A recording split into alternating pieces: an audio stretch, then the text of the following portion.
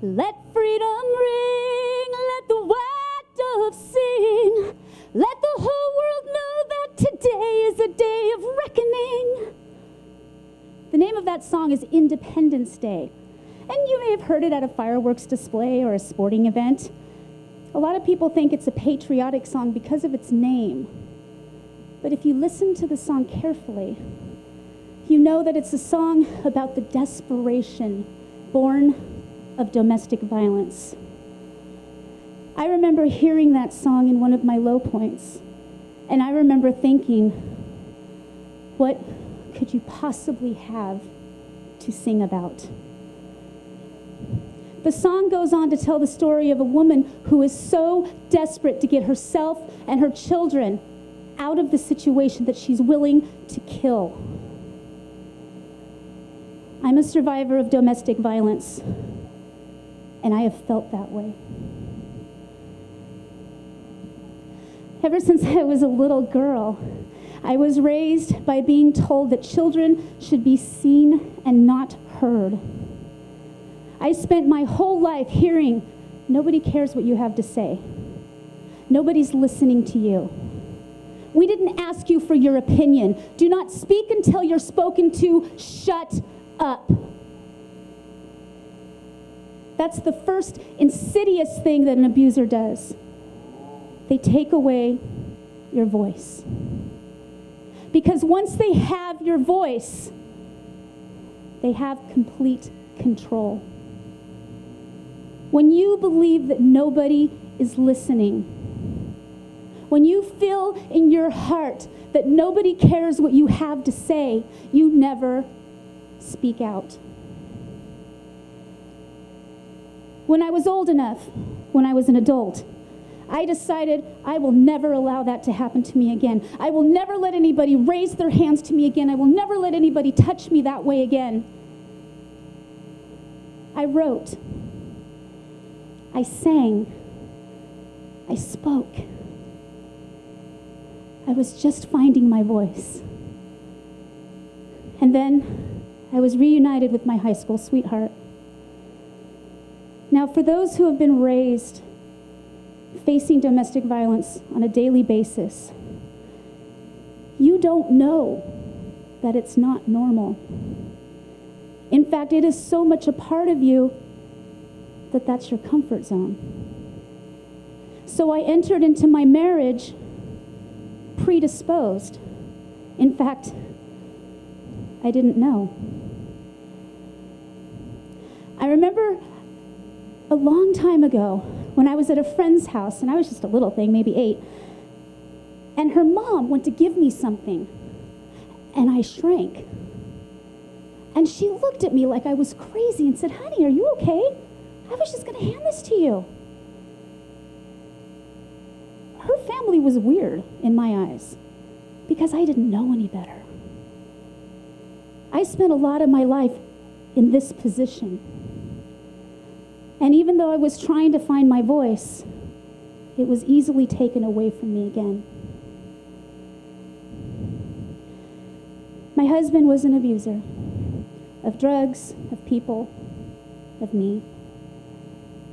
And the second most insidious thing that abusers do is convince you, as you just saw, that it's your fault. Something I said or didn't say, something I did or didn't do, took me straight back to my childhood, where one day I was being praised and patted on the head, and the next day I was being struck down by that same hand for the same reason. You never knew. Because I had no voice, it never occurred to me to speak out. And because nobody else in the world loved me like he did, and because I loved him, I never would have left. I would have stayed until he killed me. I was lucky. On the night that the EMTs removed me with a broken leg, pneumonia, and blood sugar so low that they had to keep feeding me, they asked me a question that I'll never forget. They heard him in the back room. Now, when an abuser takes your voice and they convince you that no one's listening, they also do one more thing. They convince you that nobody will believe you. No one sees them do what they do. No one sees them say what they say. And that's the third, most insidious thing that abusers do. Not only do they take your voice, not only do they convince you that it's your fault, but they convince you that nobody will believe you. My abusers both took it one step further. They convinced me that I was insane. I was crazy. Everything I said was the rantings of a mad woman. Nobody could understand what I said. My words came out garbled and crazy. Nobody heard me because I had nothing to say. So the EMTs asked me, as they heard him rave in the background, and they were taking me away at 3 o'clock in the morning. One of them leaned down to me and he whispered, "Do you have somewhere safe to go?"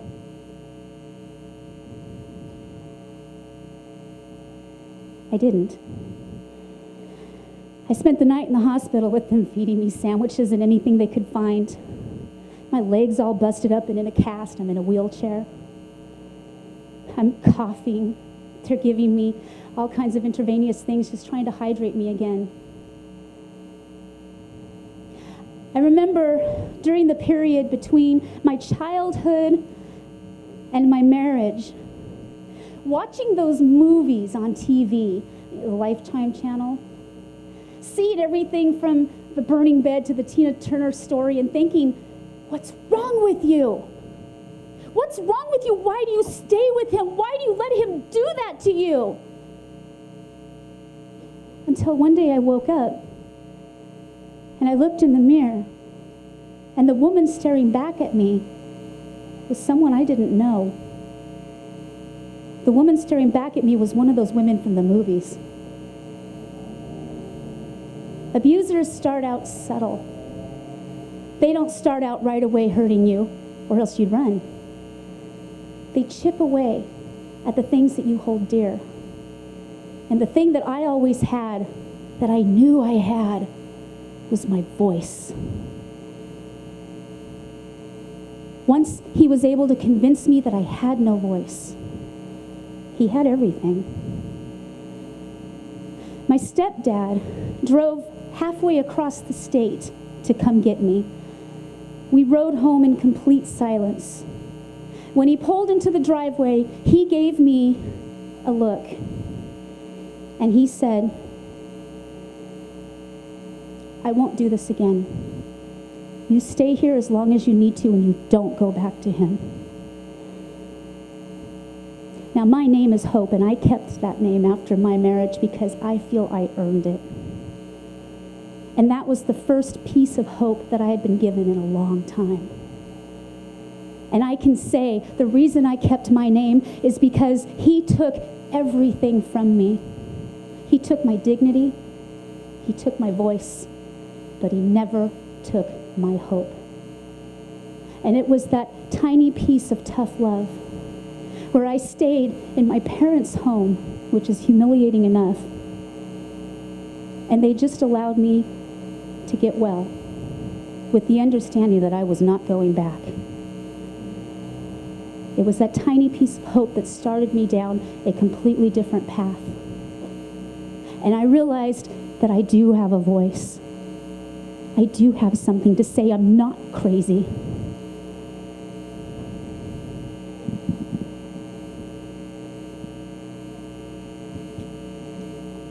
Like I said, I was lucky. It doesn't sound like you're lucky when you're homeless in a wheelchair with pneumonia, but I look back on it now, and I was a lucky one. The last most insidious thing that abusers do is they isolate you. I didn't know that I had completely lost contact with my family, with my friends, with everyone I cared about, including myself, until I looked in the mirror that night in the hospital, and I met that woman staring back at me, and we became one. And I realized I can't do this anymore. So I did start over from scratch, but I did it. And I did it because I believed I had a voice. Pretty sure I have a voice. Can you hear me now?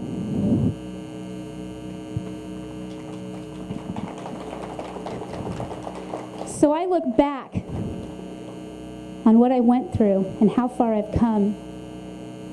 And I want to say to anybody out there who's either finding themselves afraid or finding themselves afraid for someone, to reach out, to use your voice no matter how feeble, to speak.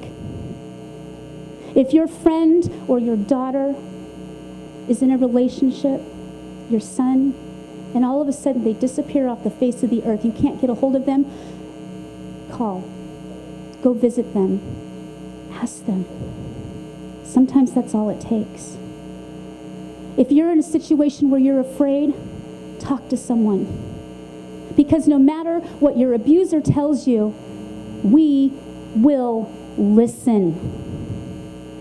You do have a voice. And that, my friends, that is something to sing about.